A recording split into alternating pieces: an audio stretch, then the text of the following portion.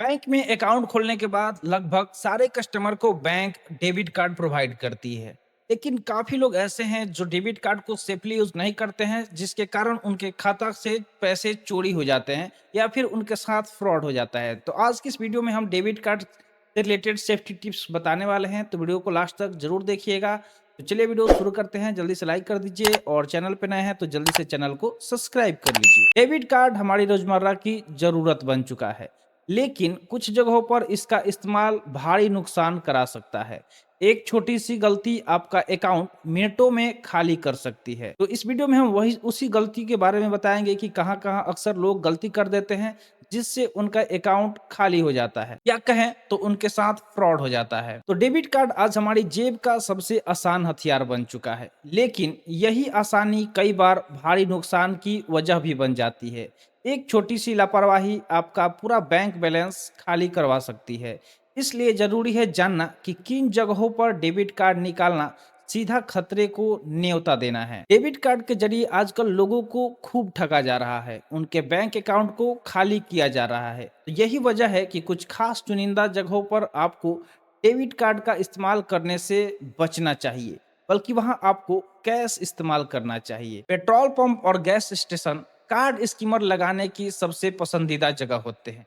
यह मशीनें अक्सर स्टाफ की नज़र से दूर रहती है। अपराधी असली कार्ड रीडर के ऊपर नकली डिवाइस लगा देते हैं, जबका कार्ड डेटा और पिन चुरा लेती है। पिन मिलते ही अकाउंट मिनटों में खाली हो सकता है। तो होता यह है कि जब भी हम पेट्रोल पंप या गैस स्टेशन पर पेमेंट करते हैं, तो अक्सर लोग डेबिट कार्ड के थ्रू पॉस मशीन में स्वाइप कर देते हैं, लेकिन जो वो मशीन होता है, कई बार ऐसा होता है कि स्कीमर वहाँ पे लगा दिया जाता है। स्कीमर ये होता है कि अगर आप उस पे कार्ड स्वाइप करते हैं, जो भी पिन वगैरह उसमें इंसर्ट करते हैं, डालते हैं, तो क्या होता है कि वो उसको रीड कर लेता है और फिर उसके बाद आपके अकाउंट के साथ चोरी हो जाता है। तो ये गलती अक्सर ना करें जब भी पेट्रोल पंप पे, तो कोशिश करें कि पेट्रोल पंप और गैस स्टेशन पे कार्ड का इस्तेमाल कम करें।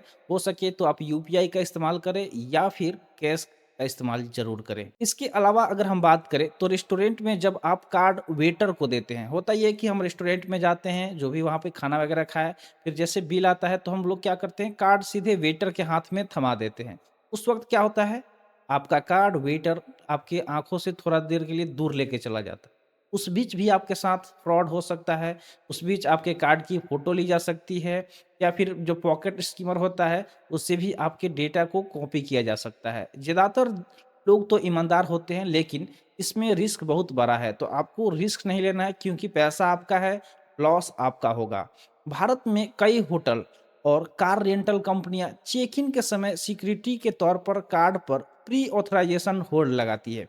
यानी कि जब आप किसी होटल में जाएंगे या फिर कार रेंट पे ले रहे हैं, तो उस वक्त क्या होता है कि वो आपके कार्ड पर प्री ऑथराइजेशन होल्ड लग जाती है। कई जगह यह सुविधा डेबिट कार्ड पर भी लागू हो जाती है। तो बहुत जगह आप जाइएगा तो डेबिट कार्ड से क्या होगा कि कुछ अमाउंट आपका होल्ड पे रख दिया जाएगा।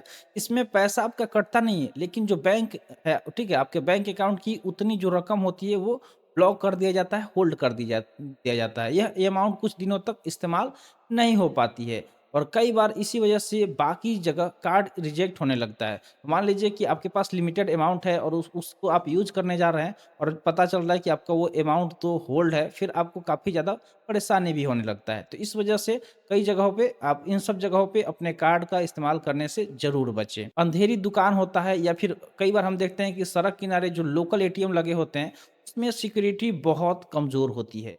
वहाँ स्कीमर लगाना आसान होता है और निगरानी भी कम रहती है। कई मशीनों में डेटा एन्क्रिप्शन भी मजबूत नहीं होता।